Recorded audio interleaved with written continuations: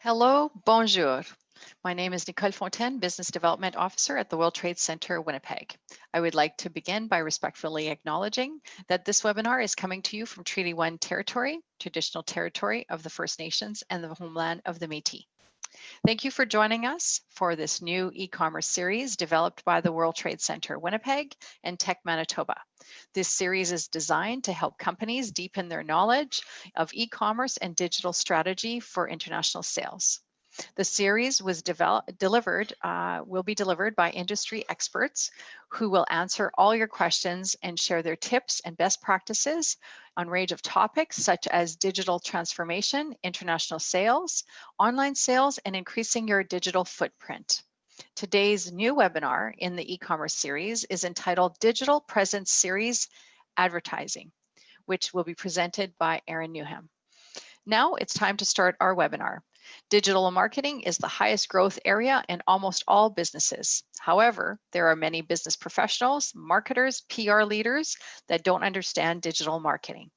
Aaron Newnham, founder of TMD Winnipeg, helps keep you up to date with the latest marketing skills and helps local businesses address the challenges that they face online and in the marketplace. Welcome, Aaron. Hi guys. Hi Nicole. Can you hear me? Yes, we can hear you. Awesome. Wonderful. Thanks so much. And thank you for that introduction. Welcome everyone. And I'm looking forward to talking to you all today about digital advertising. You can probably see from my background today, I'm actually working from home like many of us are. So please excuse the foreign background there. So digital advertising. Such a huge part of what is required to help you build a strong digital footprint for your business in 2020. What we're going to talk about today are a few different things. The first part of the presentation, for any of you that have been on our previous webinars or seminars, will look quite familiar to you. But the reason we reiterate and go over it each time is it's so important when establishing a digital footprint. So we're going to discuss who your ideal customer is. We'll take a look at the consumer journey in 2020 and how marketing has changed. What we're going to do with respect to the advertising side of things is jump into how to build a Google ad campaign, also how to build a Facebook ad campaign, and also how to build an Instagram ad campaign. If we have time at the end, we'll actually jump in and do a live demo and take you through the process of building one of those. But I think you'll find there's some good tips in here as we go through. So just a little bit about TMD Marketing. So we are a small digital marketing agency that's designed specifically to help small businesses establish strong digital footprints. So, if you are a small business that's sort of transitioning from a traditional way of marketing your businesses, and you're looking for more information and tutelage and support in building a strong digital footprint, that's where we can step in and help. So we do everything from web design to social media management and strategies, to review generation strategies, obviously digital advertising, which we're going to talk about today, a whole range of services. Our services or our approach is centered around learning and transparency. So a lot of our clients see a lot of value in having us present to them and talk to them and teach them the hows and whys of what we're doing, and we're more than happy to do that. So with that being said, let's jump in and talk a little bit about who your ideal customer is and why it's so important when building a strong digital footprint.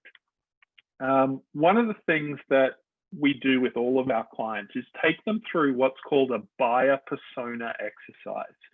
And what that buyer persona exercise does is help you understand who your ideal client is. It also helps in developing what we call an elevator pitch. Now, an elevator pitch is basically a really quick and succinct way of describing to a potential customer what it is you do, what value you offer them, and why they should do business with you. So it may seem like a silly question, but it's not as silly as it sounds. One of the questions we'll ask all of our clients is, what is it that you're hoping to, what is it you're selling? What does your business do? What do you sell? And, a lot of the times, and I'll use an example, if we ask a restaurant, what is it that you sell? They look at us kind of with a silly look and say, well, we sell food. Well, yeah, you do, but that's not what people are buying. People buy based on emotions. And some examples to illustrate that is when you think about Apple, for example, they sell computers and they sell phones and they sell headphones. They sell awesome gadgets. But really what we're buying as consumers is innovation. We're buying the best technology. We're buying something that makes us feel like we're being innovative. So, Apple sells innovation. They don't sell hardware. They don't sell computers. FedEx sells dependability. When it absolutely positively has to be there overnight. If you want something delivered immediately, then FedEx is one of the first companies that comes to mind, because they sell dependability. They're the fastest people to deliver your products. Again, when we talk about restaurants, Victor Cafe there's a couple of Victor Cafe restaurants in the US, Pennsylvania. I think there's one in Minneapolis as well. But the Victor Cafe, it's a small Italian restaurant chain, but what they actually sell is an experience. So they actually have opera singers that come in every hour on the hour and sing a song. So when you visit the Victor Cafe, you're going there for the overall experience, not just for the Italian food that they serve. Visa sells convenience. So certainly not the cheapest credit card on the market, but if you want something that is going to be accepted everywhere, Visa is a great product. So they're all about selling convenience. And then of course Nike. So yes, they sell tennis shoes. Yes, they sell t-shirts. They sell fitness apparel. But really what they're selling is motivation. People who are buying Nike products are buying them because they want to feel energized and motivated to get out and be healthier and make better choices. So the thing with that question, what is it that you sell? The answer shouldn't be the tangible product or service that you provide. It should be the emotion that you provide. It should be the emotion that drives somebody to want to purchase your products and services. Some other things that are really important when developing a buyer persona is understanding the key direction that you want your marketing materials to focus on. What is it that you want to focus on? Is it the service that you provide? Is it the fact that you have an unusual or different product? Is it the quality of service? Is it the experience that you provide? You need to think about what is that core attribute you want to focus on when selling your product or service. The other important thing to consider is the tone in which you want to communicate your products and services. And this is something that's often overlooked, but thinking about my business, is it energetic or conservative or playful or funky or elegant, high tech, bold, soft? The way that you communicate through digital marketing channels can really have a strong impact on whether or not you reach the right people. So the tone determines the voice of your marketing materials. Obviously, understanding the reach and who it is that you're trying to appeal to. Obviously demographics and understanding the age category of your potential client is important. but also understanding what their interests are. What is it that they enjoy doing? You know, do they enjoy spending time out at restaurants? Do they spend money on entertainment? Like who is your ideal customer? So understanding who that is and going through the process of researching and perhaps even running surveys with existing customers, but really buttoning down and trying to understand who your ideal client is going to be really important, an important aspect of being successful with digital advertising. The other thing that's really important is what do your clients or customers care about when they're doing business with you? And this may sound like a silly question, but you know, again, what we often come up against is what the business owner thinks is important isn't necessarily what the customer thinks is important.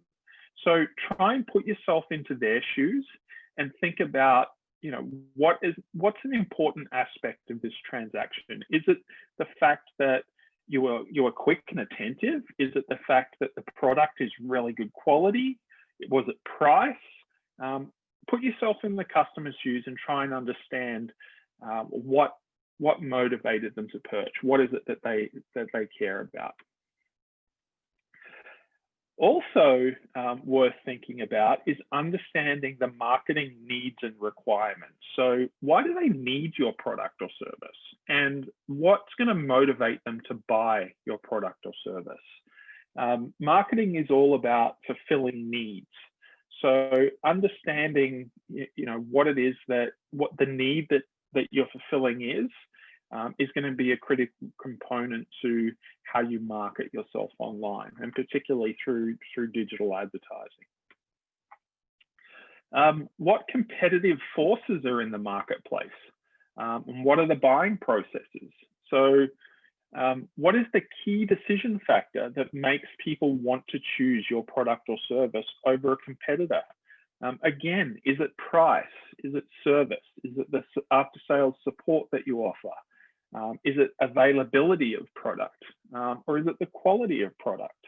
So, you know, understanding what's important to the customer is going to be critical.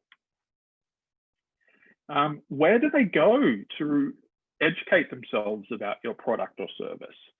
We'll talk a little bit more about this in a moment, but are they predominantly visiting websites? Are they just surfing the web looking for information? Are they visiting trade shows or reading trade publications? Are they getting information about your product or service through traditional media like print or TV or radio? Do they rely on referrals? Or are they learning about your products and services on social media? So again, understanding where your clients are most comfortable and the platforms that they're using, and you know, the way that they consume media is a critical component of being successful with digital as well. And then lastly, understanding what it is that makes your business unique and remarkable is really, really important. You know, we live in an environment today where we're actually exposed to something like 5,000 advertising messages a day, every single day. So when you think about that, like, what is it that you're doing that makes yourself stand out from your competitors? What is your purple cow in a sea of black and white cows?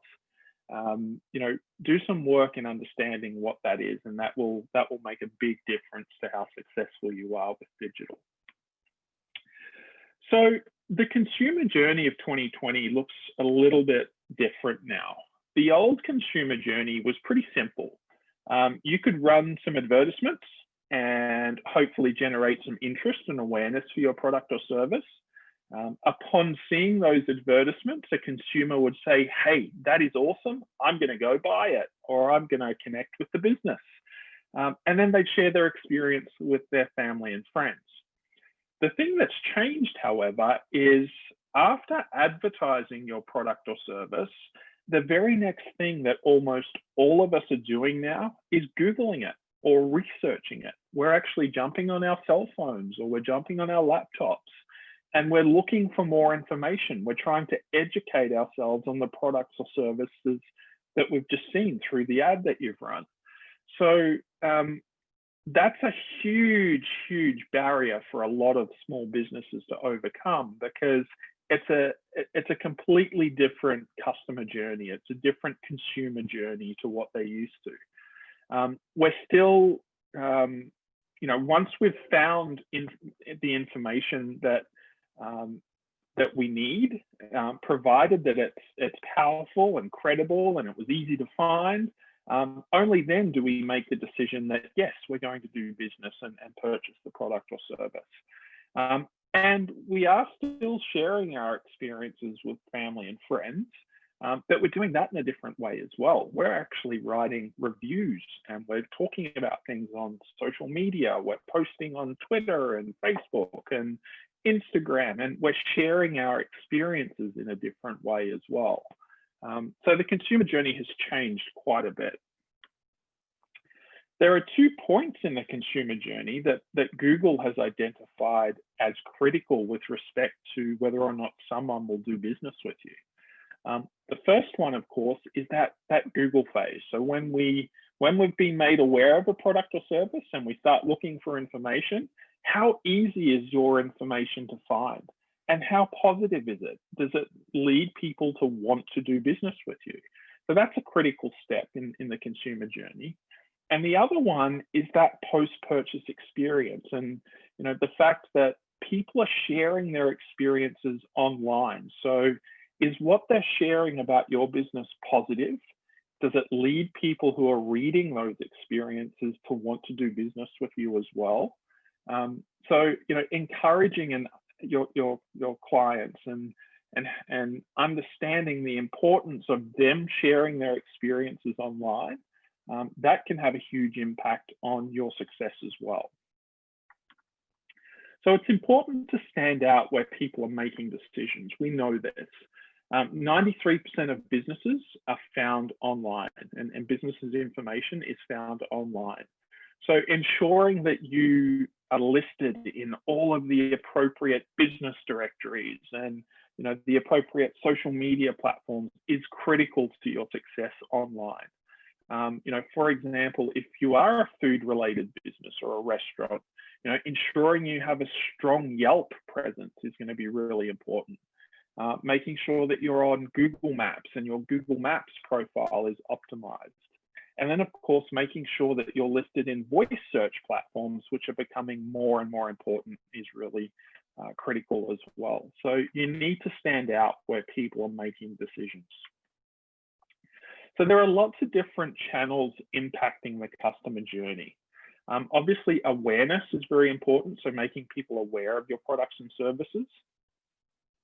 Findability, so making it easy for people to find you online is really important. Reputation, so the information that those people find, is it credible? Does it lead them to want to do business with you? Excuse me. Conversion, so once they've decided that, yes, I want to do business with you, is it easy for them to convert on your website? Now that conversion is different for everybody. If you are an e-commerce business and you sell products on your website, is it easy for people to go through that purchase process? If you're a service-based business and you're looking for requests for quotes, for example, do you make it easy for people to fill in that request for quote form? You need to make it easy for people to convert. And then lastly, advocacy. Again, a really critical component in deciding or in attracting and attaining that new customer. Are your existing customers sharing their experiences online, and are they sharing positive experiences online? So let's talk a little bit about awareness. This is where a lot of the advertising that we're going to talk about today falls into. Awareness is really, it's about generating interest for a product or service, and there's lots of things that you can do to do this. Social and search advertising, and particularly retargeting, which we'll talk a little bit about later on, automated emails, text marketing, loyalty programs, YouTube or video ads, and then of course more traditional types of advertising like TV and billboards, online display advertising, newspaper, radio, word of mouth. These are all wonderful tools to help you build awareness for a product or service. Once you've done that though, you need to make it easy for people to find you. So some of the things that you'll need to look at and invest in to make it easy are things like SEO. So making sure that your website ranks as well as it possibly can in Google searches when people are searching for services related to yours. Again, pay-per-click ads, which we're going to talk about today. Perhaps you don't have time to implement an SEO strategy or you've just launched a new business. Pay-per-click ads are a great way to generate interest really quickly. Making sure you're listed in the pertinent map platforms like Google Maps and Apple Maps. Making sure you're listed on relevant business directories is really important. And then, of course, apps related to your industry or product or service. There's lots of different ones out there. For example, if you're in the home renovation category, there's an app or a website called House, which can be incredibly powerful to help you generate leads and make it easier for people to find you. And then, of course, voice search. So platforms like Siri and Alexa can be really valuable and make it easier for people to find you as well. Reputation. So you've built awareness, you've made it easy for people to find you. What sort of information have they found? Is it positive? Does it lead them to want to do business with you? So, work on generating as many positive reviews as you possibly can. Ask your customers to leave a review for you. You can create blogs and articles that you post on your website, or even guest post on other companies' websites. Just shoot them an email and say, hey, I've got this awesome blog post, and I think we have some synergies in our audience. Can we, share some news back and forward? But the idea here is you want to create content that's designed to make those people who have found you online want to do business with you. So create some really positive, persuasive content to try and get them to purchase your products and services. Conversion. So you've built awareness, you've made it easy for people to find you. The information they've found is awesome, and they say, yes, I'm going to do business with them. So they land on your website. How easy is it for them to convert? Again, you have roughly 3 seconds to attract the attention of a website visitor. If that website visitor isn't engaged and isn't persuaded to continue to explore your website further, you've lost that opportunity. So you need to make it really easy and clean and simple for people to convert. Now, again, that could be if you're selling products online, it could be making sure that it's easy for them to go through that purchase process. If your core method of communicating with a potential customer is through text messages, for example, maybe you have some messaging bots on your website to make it easy for customers to text you. Online booking forms, phone call buttons. Again, the idea here is you want to make that conversion as simple as possible. And then lastly, advocacy. So you've done all of that hard work getting that customer to purchase. Now you need to try and turn that customer into an advocate for your business. So there's a few ways that you can do this. Of course, encourage them to post their experience on social media. Ask them to write a review for you. Obviously, share the experience that they've had with you with their family and friends. And even ask them to create a blog post. If they're raving fans and they really are expressing that to you, ask them to write something and share that on your website. Again, the idea here is you want to use these existing customers to try and attract new ones. So there are lots of channels impacting the customer journey, starting with awareness and advertising, findability and making sure people can find your services easy online, building your reputation with blogs and reviews and social media, making it easy for people to convert, and advocacy. Now, we're often asked, where is the smartest place to start? And we always recommend starting with the conversion point. So where is that end point for people? Where do they land? So your website, or if you are engaged in social selling and you don't have a website, so you only have a Facebook business page and you have products on there, for example, make sure that the layout of your Facebook page is appropriate and makes people makes it easy for people to convert. So start with your conversion process. Then simultaneously, you can build awareness in Google and the different search engines, while at the same time asking your customers to share their experience online, and also while you create content designed to persuade potential new customers as well. And then the last thing, and that's what we're going to be primarily discussing today, is building awareness. You need to build your foundation first before you advertise and you build awareness for your products and services. So with that being said, let's jump into pay-per-click. Okay, so what I mean by pay-per-click, and this is actually something that comes up a lot, is basically Google text ads. So these are the ads that when you search for a product or service that show up at the top of Google. They go by a whole range of different names: pay-per-click, Google ads, Google text ads, but they all do the same thing. So again, Google ads are those ads that pop up when you look for something. So you notice, I don't know if any of you do notice, but when you do a Google search and you look for a product or service, generally speaking, the first 3 or 4 or 5 results that come up are actually ads. And the way that you can identify them as ads is they have that little green ad symbol next to them. Now, I know some of you will say, I don't even look at the ads. I just go right down to the organic rankings. I don't click on the ads.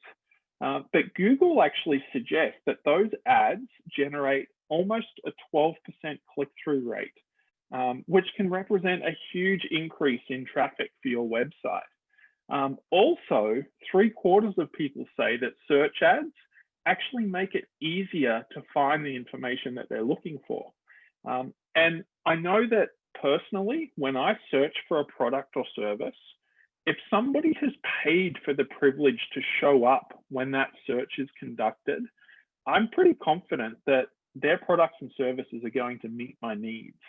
So while I'm not a huge ad clicker, I do pay attention to them and I do take notice as to whether or not I think that that's going to serve my needs.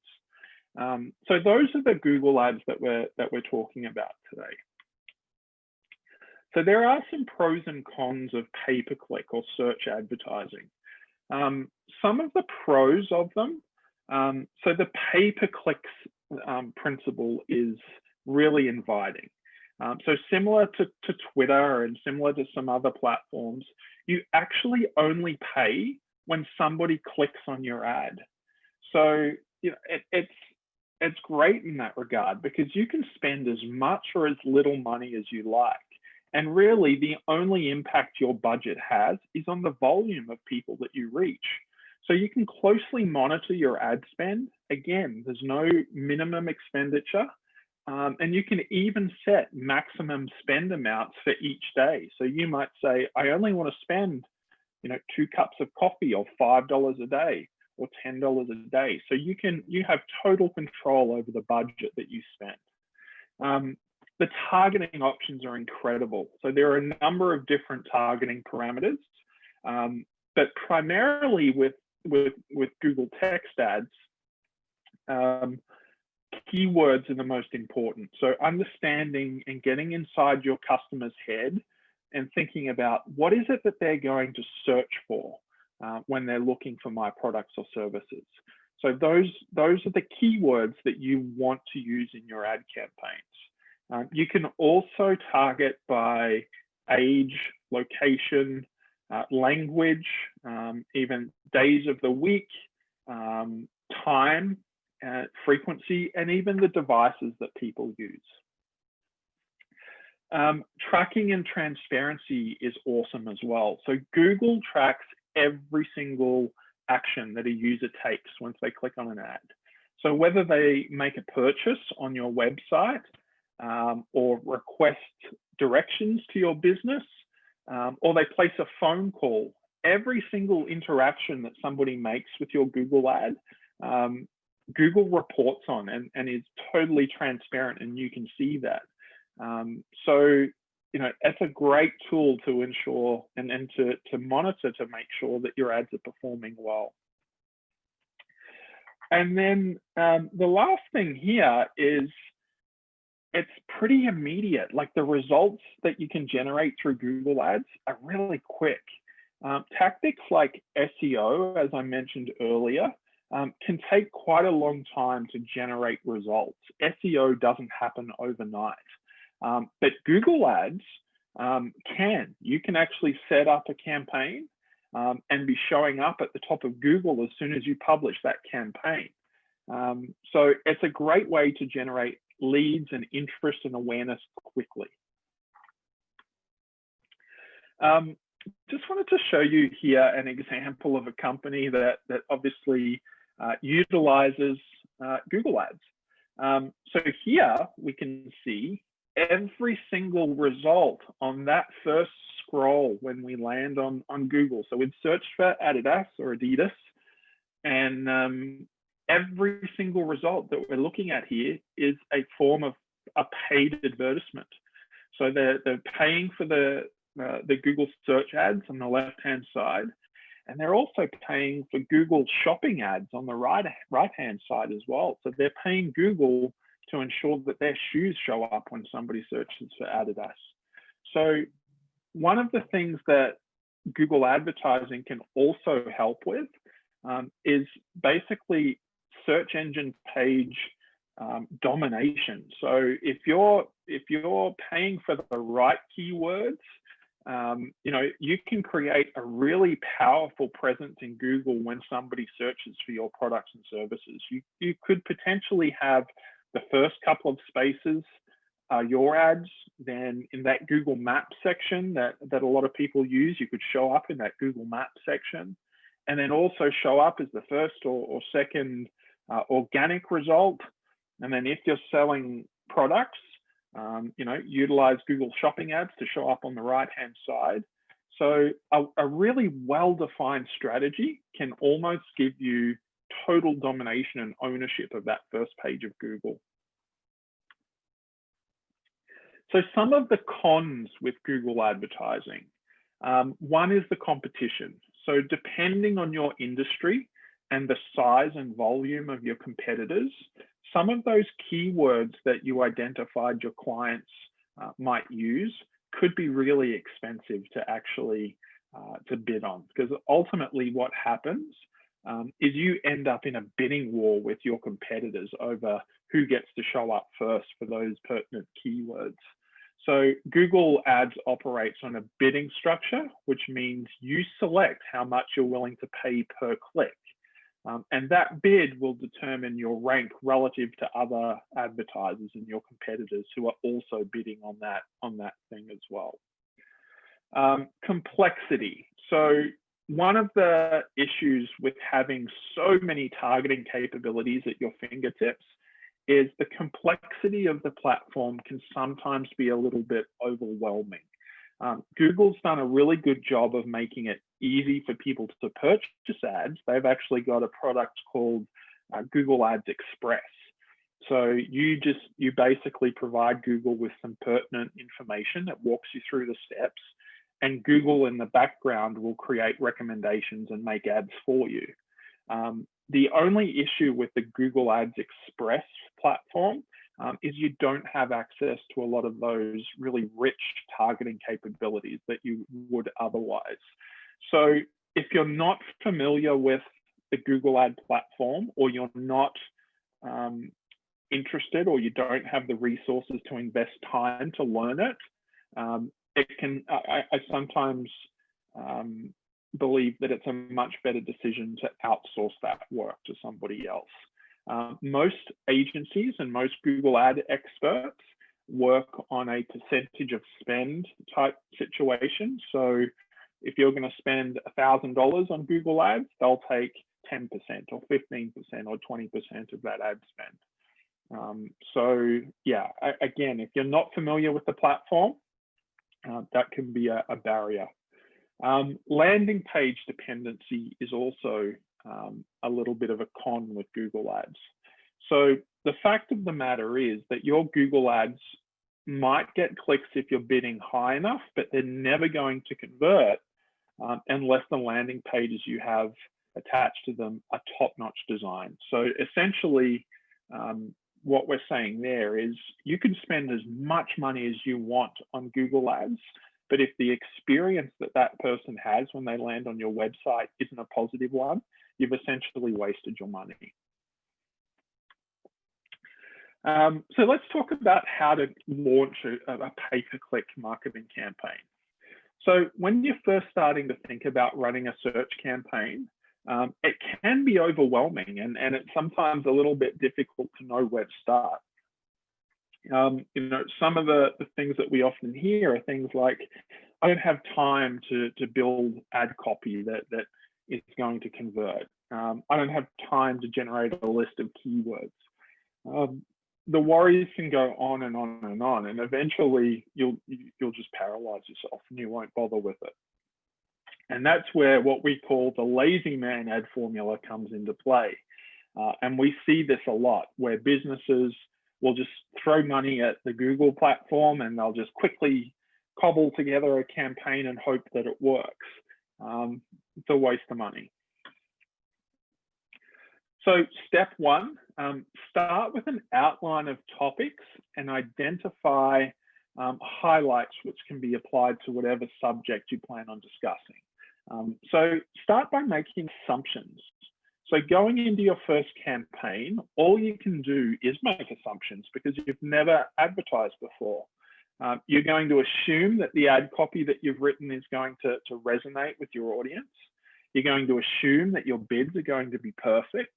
And you're going to assume that your list of keywords are going to encompass all the searches that your potential customers will use. Your assumptions will be wrong, but that's okay, because the information that you learn from that experience and that you learn from that first ad campaign is going to help you refine the next ad campaign and continue to refine as you move through the process. Decide on your goals. So what metric are you going to use to measure success? Is it phone calls? Like, is the whole purpose of you running an ad campaign to generate lots of phone calls? Is it purchases on your website? Is it actual physical visits to your store? Or is it somebody filling in a lead form? Once you have your goal in mind, you can start to tailor the campaign to that specific goal. So step 3 is building your campaign ad structure. So when creating a new campaign, structure the account as you go and as you create more campaigns. So at the campaign level, and I'm going to jump into the structure of campaigns in a second, but at the campaign level, consider the following when deciding on how to separate your campaigns out. So first of all, budget. So how much are you willing to spend on clicks or conversions for an ad for a particular product or service? As you can only change your budget and bidding strategies from a campaign view, it's important to consider what types of bidding strategies each campaign is going to take. Networks and geographical locations can also define a campaign. So if you want to run an ad in Winnipeg, but a different ad in the Interlake, for example, that can determine a different campaign, 2 different campaigns, and other top level settings that affect clusters of group ads. Let's take a look at what I'm talking about here. So it helps to think of your campaigns the same way that you'd think of categories on your website. So for example, if you're an electronics reseller or you're an electronics business, some of the sections that you might have on your website might be TVs, cameras, video games. There could be a whole range of them. So think about those categories of business that you offer as a campaign. So that's a campaign that you would run. Once the campaigns are set up, you should look to populate the campaign with your ad groups. Now, an ad group contains 1 or more ads that share similar targets. So each of your campaigns is made up of 1 or more ad groups. So use ad groups to organize your ads by a common theme. So again, for example, try separating ad groups into different products or service types that you offer. So when deciding on what your ad group should be, think in terms of sections or categories that fall underneath the campaign themes. So here's an example. So we've got televisions. So an ad group for televisions might be flat screen TVs and plasma TVs. Or if your campaign that you're working on is cameras, the 2 different ad groups that you have might be digital cameras and compact cameras. So the whole point of the ad group is to align keywords and ad copy and landing pages. So if your structure isn't doing that effectively, it's probably the wrong structure and needs to be reworked. So this is one of the critical components of building a Google ad strategy. So campaign, ad groups, and then keywords that work for each of those ad groups. So how do you pick the right keywords for each ad group? So you don't need to spend days building out an extensive list of keywords. That will come later on. For now, the best way to approach it is to just brainstorm possible keywords that you think your customers might search for when looking for your products and services. Google has a keyword planner to help you find some initial keywords that you can use to get your ads running. So as long as you have some of those top level keywords, Google will make suggestions to you. Now, when deciding on what bid strategy to use, there are a few different ways that you can buy ads, starting with a manual cost per click bidding strategy. So what that is, and we recommend the manual cost per click strategy, it gives you the most control over what your bids should be, and it gives you the most data that will fuel your decision making later on. So the other approach that we like to suggest is set your bids aggressively at the beginning of the campaign. This is called a ramp up. We call it a ramp up in the industry. So setting aggressive bids at the start of the campaign will allow you to build a better quality ad score, which will result in cheaper clicks later on. One thing I'll touch on here is when you build an ad and you go through you build a campaign, you build some ad groups, and you build some ads to fall in under that ad group, Google will actually give your campaign and your ads a score. It'll rank you with your competitors and give you what's called an ad quality score. If you haven't built your campaign and your ads well enough, you'll end up paying more for each click than what your competitors will if they've done a good job. So again, the structure of your campaign is really important at making sure that you show up for those cheaper clicks. Ad copy. creating ads can be one of the most daunting tasks. You don't want to write bad ads that don't convert.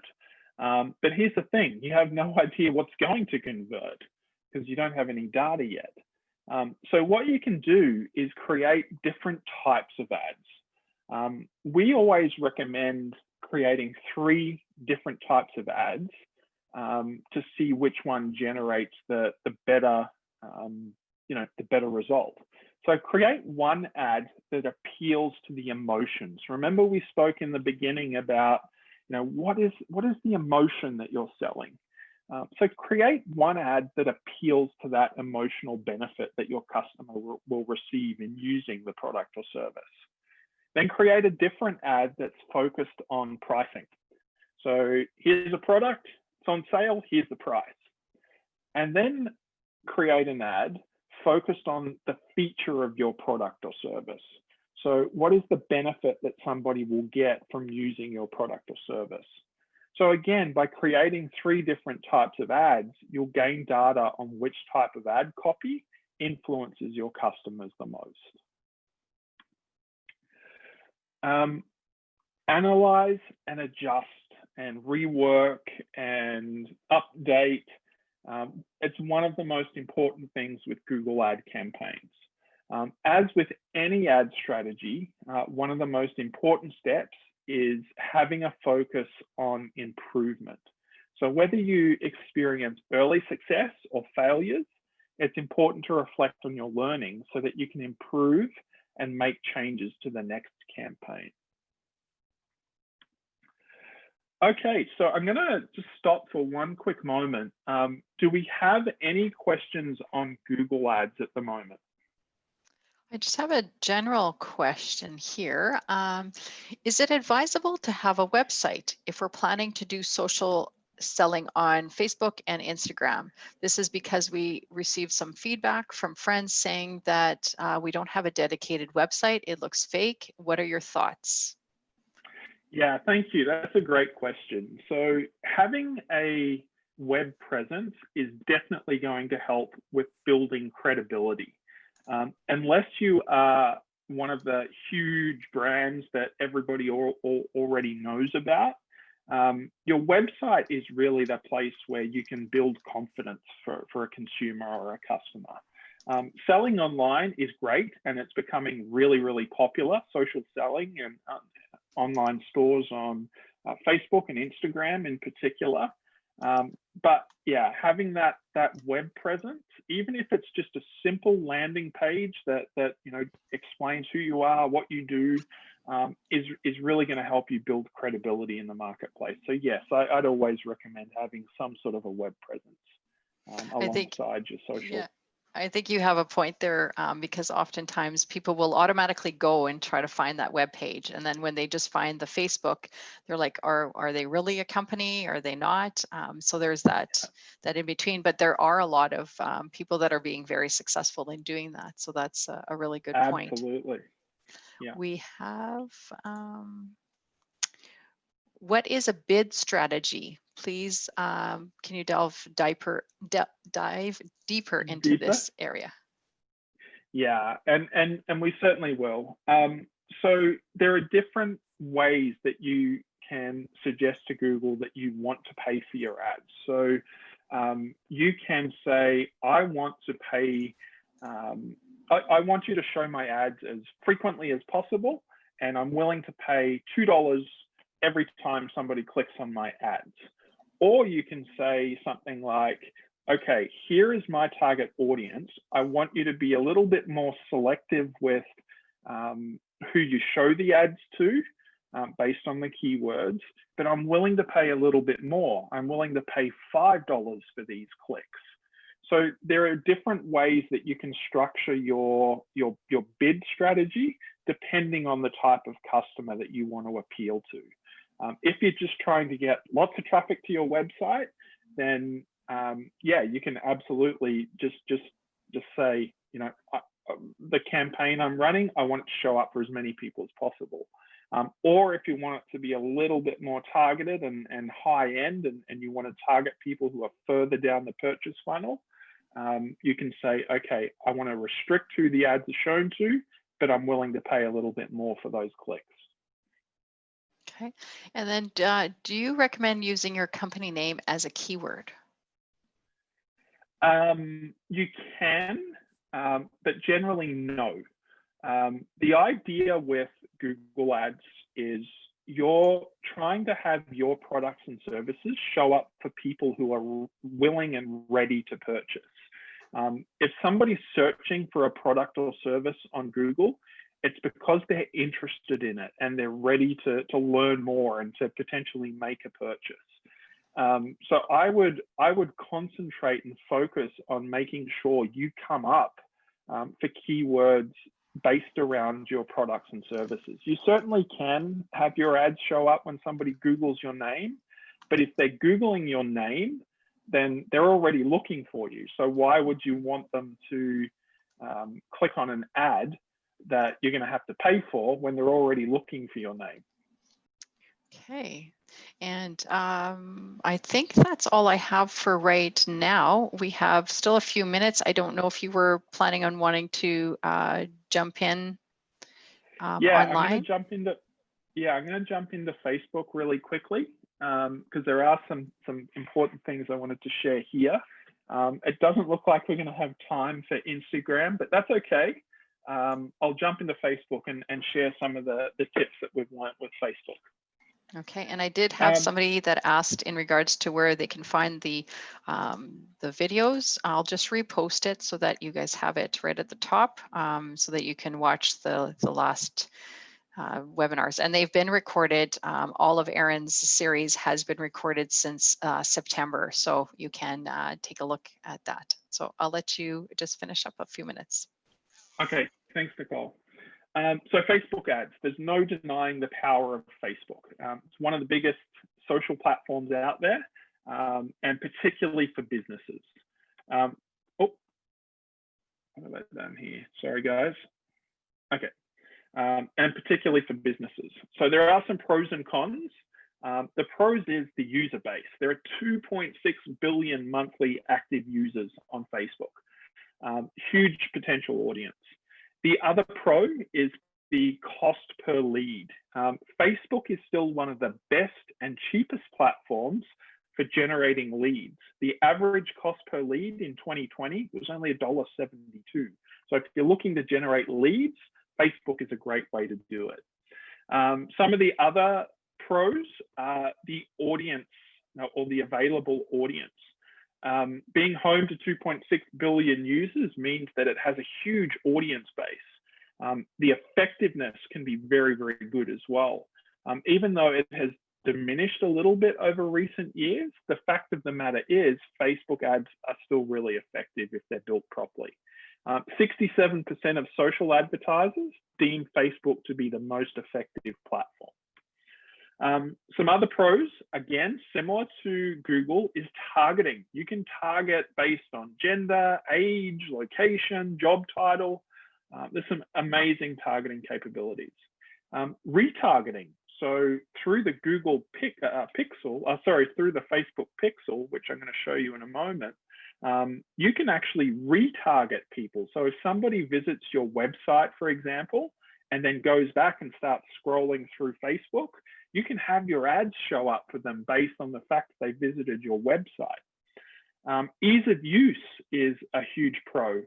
The platform to build ads in Facebook is actually pretty easy to use. Facebook's put a lot of effort into making it easy for people.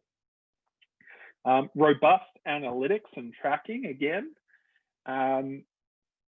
all awesome pros of Facebook ads.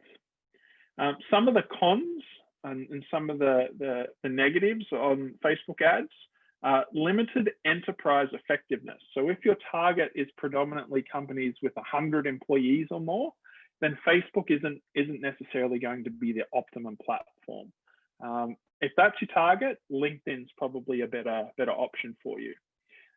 Loss of platform exposure. So as new social platforms are becoming readily available, Facebook's losing some of their younger audience. So platforms like Snapchat, Instagram, TikTok are stealing audience share from that younger generation. and potential misreports on metrics. Facebook over the years has, honestly, they've come to the table and said, we screwed up and we reported incorrect metrics. However, they're constantly working on fixing those. How to launch a Facebook campaign. So similar to Google Ads, it starts with your unique selling proposition. And then it starts with what is the key metric that you want to use to measure success. For example, Unbounce is a company that basically creates landing pages. So their core unique selling point is convert more leads. For other companies, USPs can be a little bit complicated to determine, but that's why you need to go through that buyer persona exercise. Once you've done that, that will help you understand what it is that makes you unique and different in the marketplace. Identify your audience.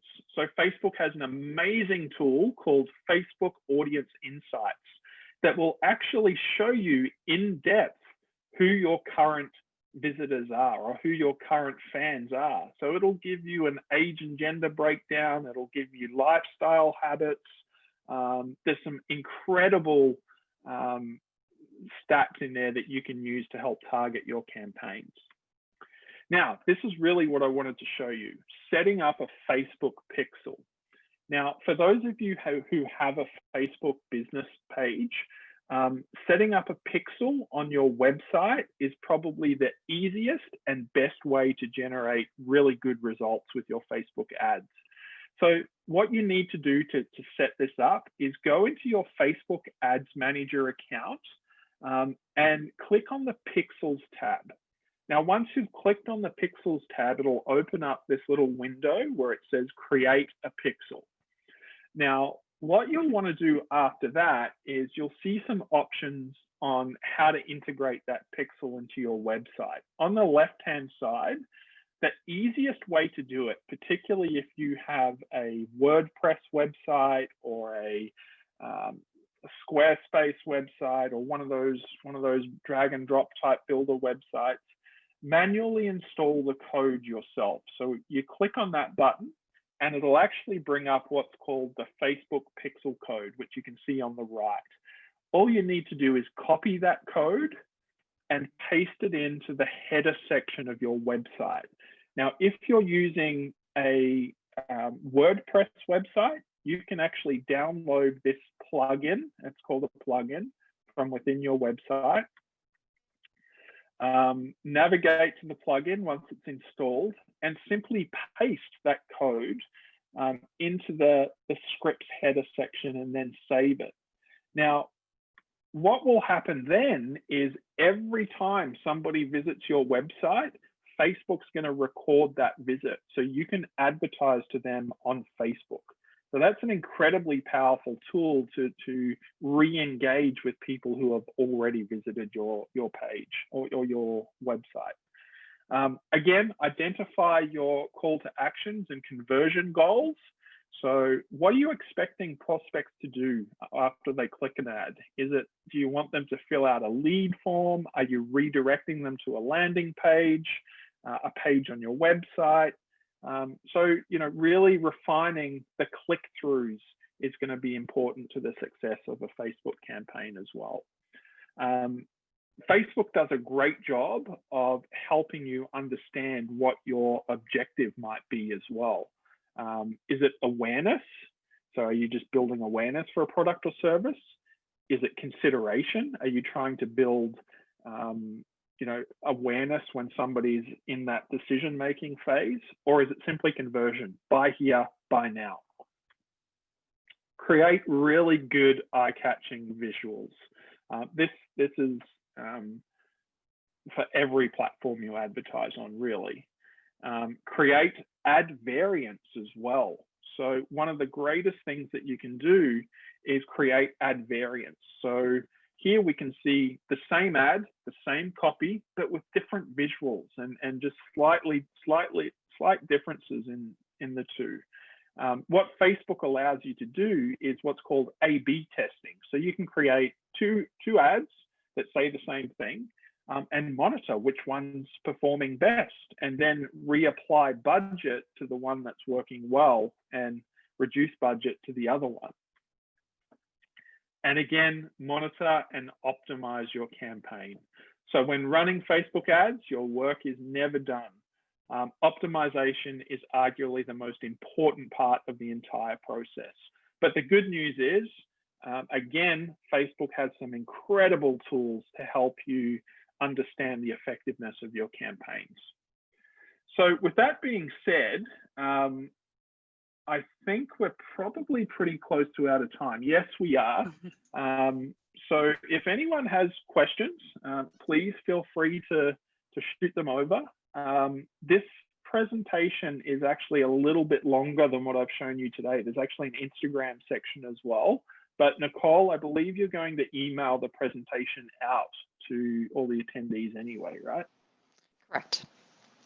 Yes, excellent. So everybody that's attended, and if you are listening to the replay and you would like a copy of the presentation with the added Instagram, just get in touch with us.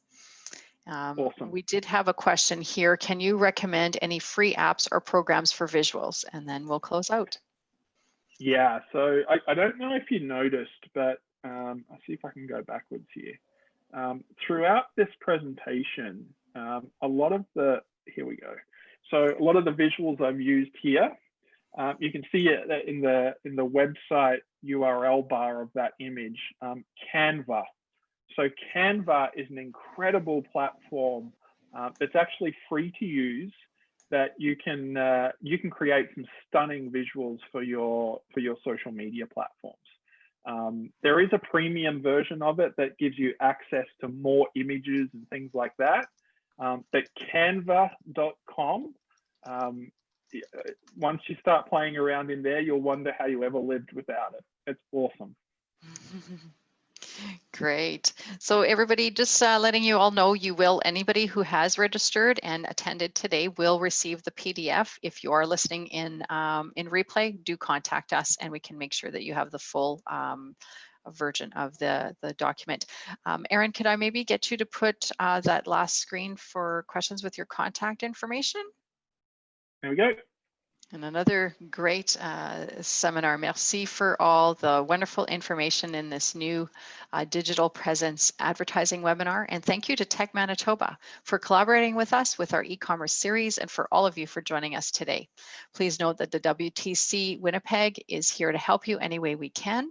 We are a reliable and trustworthy resource during this difficult time. Feel free to connect with us by phone or filling our business information request form, as well as other resources that have been sent in the chat box.